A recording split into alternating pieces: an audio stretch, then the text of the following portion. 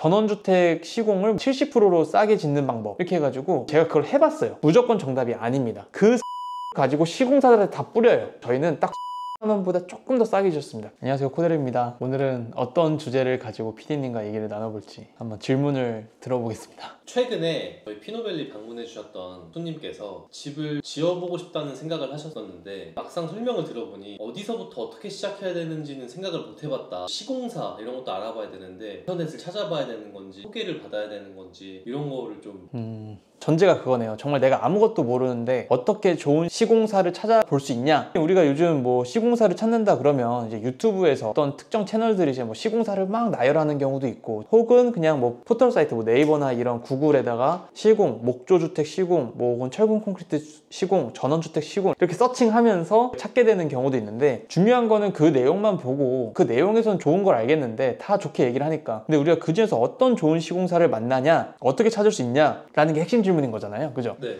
자, 그러면 제가 지금 말씀드릴 수 있는 정확한 포인트는 기준이 잡혀야 된다라는 겁니다. 자, 일단은 더 상위부터 가볼게요. 제가 어떤 카페에서 보니까 한 글 중에 뭐 이런 내용이 있더라고요. 전원주택 시공을 70%로 싸게 짓는 방법 이렇게 해가지고 뭐 직영공사를 하면 되는데, 목조주택 시공사나 혹은 인터넷 쳐가지고 나오는 시공사들한테 이제 무료 설계해주는 경우가 있어요. 그들이 시공 서비스로 자기네가 이제 시공을 해준다는 전제 하에 그 시공 설계도를 무료로 해주거나, 혹은 그들이 이미 지어봤던 시공 설계도를 주는 경우가 있는데, 그걸 가지고 대장 목수를 하나 구해라, 그래서 직영공사로 지어버려라, 이렇게 글이 써져 있더라고요. 제가 이거를 가지고 솔직하게 말씀드릴게요. 저는 어차피 시공사가 아니거든요. 그리고 제가 그걸 해봤어요. 많이 해봤고 주변에서도 많이 해보는 경우를 많이 접하게 됐는데, 일단 70%를 싸게 짓는다 무조건 정답이 아닙니다. 그냥 들었을 때는 뭐 그렇죠, 뭐 시공사들이 이제 중간에 계약을 하더라도 결국 다른 시공업자들한테 하청을 주는 거다. 그리고 중간에서 마진을 먹기 때문에 직영공사보다 어쩔 수 없이 비싸질 수밖에 없다. 그리고 두 번째는 하자가 났을 때 하자 시공을 위해서 일단 몇 프로를 잉여비용으로 놔둔다. 그렇기 때문에 비용이 더 올라갈 수밖에 없다라고 얘기를 하면서, 싸게 지을 수 있다, 직영으로 하게 되면 직접 알아봐라, 시공비의 70% 이하로 싸게 지을 수 있다, 이런 말을 많이 하는데, 이게 무조건 정답은 아닌 게요. 저는 제가 실제로 직영공사를 하면서도 경험했던 거고, 제 주변에 이제 직영공사를 진행해본 분들에 봐서도 경험했던 건데, 제가 아는 분은 집을 직접 지어보신 분이 계세요. 되게 연구를 많이 하셨어요. 정말 뭐 건축박람회도 열심히 가시고, 제가 하나하나 자재 계약도 직접 하시고, 그냥 너무 재밌는 거야. 집에 이 건축 책에 대한 거를 엄청 많이 사놓으신 분이 계세요. 그래서 진짜 와, 저도 그렇게 못 해봤는데 정말 일반인분이 할 수 있는 제가 본 분 중에 가장 열심히 공부하신 분인 것 같아요. 그러다 보니까 처음에는 시공사랑 계약을 하려다가 막상 보니까 내가 해볼 수 있겠네? 라고 한 거예요. 그래서 제가 소개시켜드린 목수분을 데리고 공사를 하셨는데, 저는 처음에 말렸어요. 그냥 시공사랑 계약하시는 게 나을 수 있다, 처음 해보시는 거면. 안 그러면 수업료 많이 내실 거다 라고 했는데, 너무 자신감이 많으신 거예요. 그래서 직영공사 개념을 했는데, 자, 이게 아무래도 시공사들이 경험 많았을 때 그들이 갖고 있는 노하우나 경험치라고 얘기를 한다면, 그들은 어떤 타이밍에 자재를 발주하고 어떤 타이밍에 어떤 시공업자, 그러니까 뭐 인테리어면 인테리어, 외장재면 외장재, 이 플로우라 그러죠. 플로우를 되게 자연스럽게 흘러가게 할 수 있는지가 사실 그들의 경험치고 노하우거든요. 그냥 우리가 막연하게 골조 지으면 단열 넣고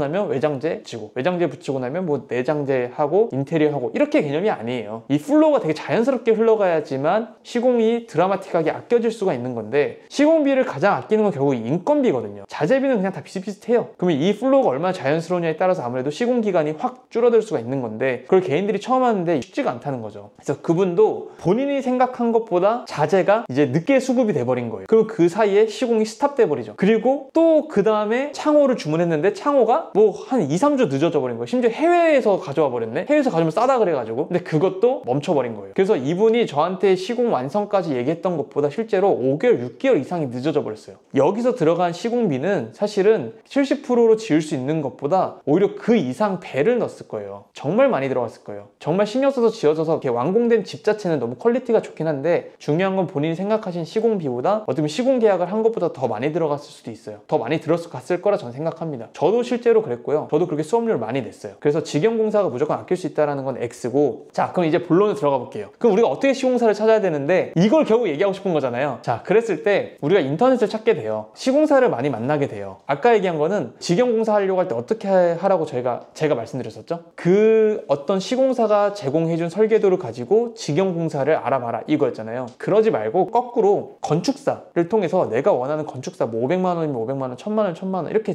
건축사를 만날 수가 있거든요. 싸게 해주는 분들은 이제 1000만 원이면 또 이제 뭐 실시 설계라는 게 있어요. 그런 까지는 아니고 이제 디자인까지만 해주는 경우긴 한데 어쨌든 그 건축사를 통해서 허가를 받을 수 있는 건축 설계도를 내가 원하는 집을 지어놓고 그 설계도를 가지고 시공사들한테 다 뿌려요. 이거 얼마에 지을 수 있냐, 얼마에 지을 수 있냐, 얼마에 지을 수 있냐 이렇게. 그러면 그 가격이 정말 천차만별입니다. 제가 피노밸리에 모델하우스 지어서 분양했던 것도 그 집도 싸게는 평당 550만 원에 지어주겠다 부터 해서 비싼 거는 평당 1000만 원에 짓겠다고 하는 이 갭이 2배 가까이 차이가 나는 경우가 있었어요. 그러면 우리는 1000만 원 당연히 쳐내고 550만 원도 쳐내겠죠. 왜? 1000만 원 있으니까 550만 원은 뭔가 하다가 멈출 것 같아. 하자가 날 것 같아. 그냥 뭔가 막연하게 그냥 싸게만 부른 것 같아. 이런 개념이 들어서 그들도 잘랐어요. 하지만 그들 사이에 있는 모든 시공사 저희가 한 7, 8개 정도는 보낸 것 같아요. 그래서 그 중간값들이 있었는데 그 얘기를 다 들어본 거죠. 그러면 사실 내 기준이 잡히기 시작합니다. 아, 왜 이 시공비가 그 1000만 원 부르는 회사는 왜 1000만 원을 부르고 550을 부르는 회사는 왜 550만 원을 불렀는지가 잡히기 시작해요. 또 그냥 700만 원 부르는 회사는 또 700만 원 왜 불렀는지 해가지고 결론적으로 말씀드리면 저희는 딱 그 사이 정도 값 700만 원보다 조금 더 싸게 주셨습니다. 그때는 지금처럼 시공비가 많이 올랐을 때가 아니기 때문에 그때 저희가 평당 680만 원이 줬어요. 부가세 별도로 해서.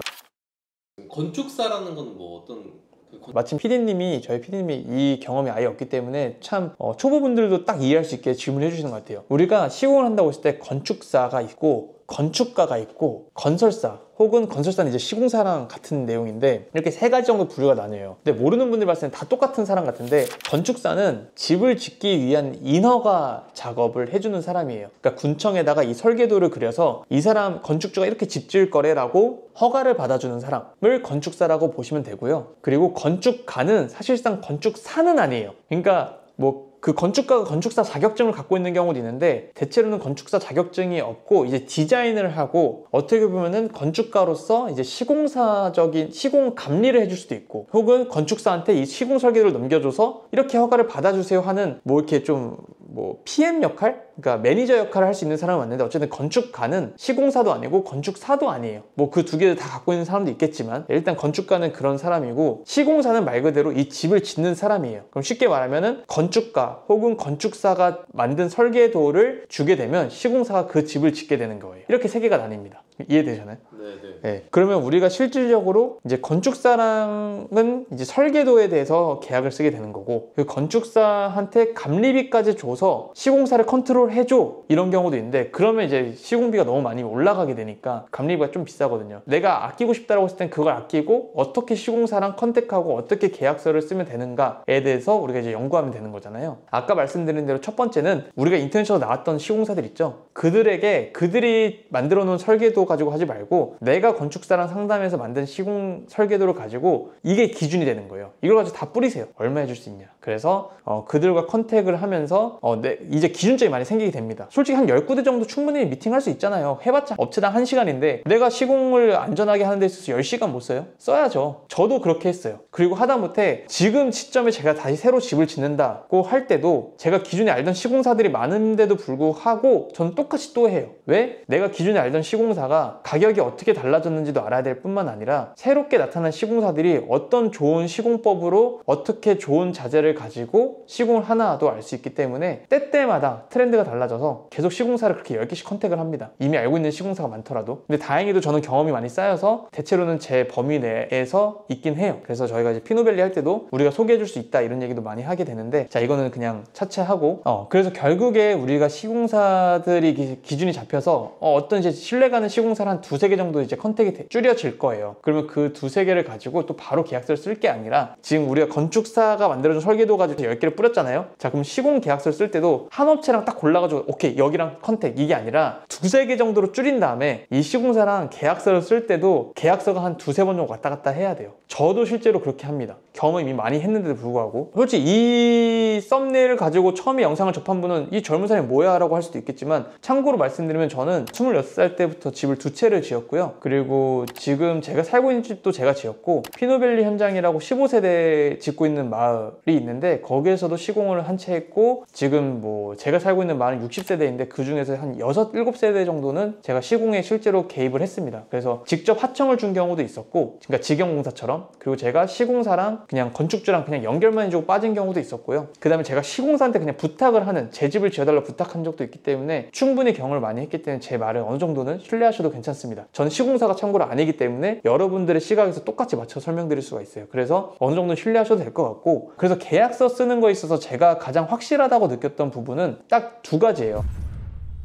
좋을 시공사라고 저는 확률적으로 엄청 높게 생각하는 겁니다. 그래서 그럼에도 불구하고 시공사가 저는 망가져봤다고 했잖아요. 그러니까 저는 온갖 경험을 다 한 거예요. 그 시공사가 없어지는 순간 같이 없어져 버리는 거예요. 어떻게 할 수가 없어요. 제가 다행히 이렇게 계약서로 방어를 해놨기 때문에 진짜 이것만 알아도 리스크가 굉장히 많이 줄어들고,